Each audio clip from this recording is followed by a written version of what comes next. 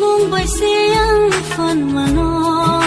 o kaitorno choy tanan nila mawaki beng tong phano Nini mwngbai khak sang mamano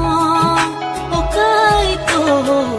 wana poza ho ton frobo zung zalano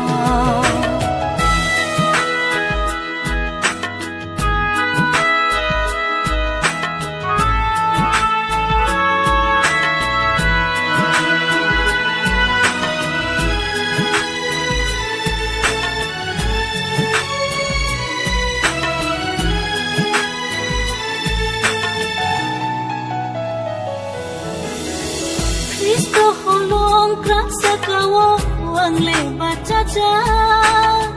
Sung sano bar kotor fai bau kiklai manggela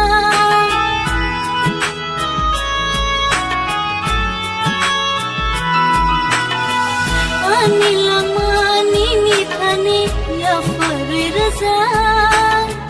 Teibo nini thung nini tenai goshika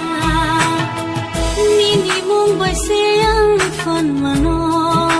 o kaitorno choy tanan nila mawaki beng tong phano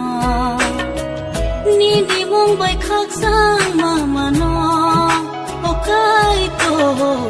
wana poza ho ton frobo zung zalano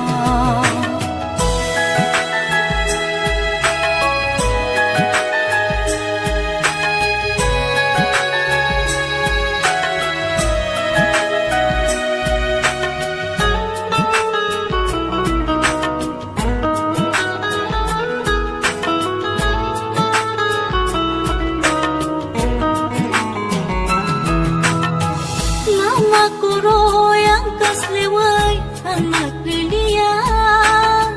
Kuboy kathan elebatan ang kibilia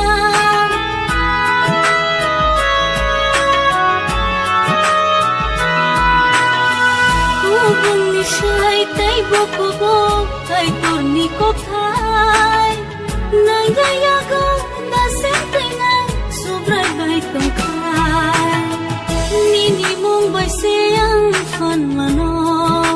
o kaitorno choy tanan nila mawaki beng tong phano Nini mwngbai khak sang mamano o kaitorno wana poza ho ton frobo zung zalano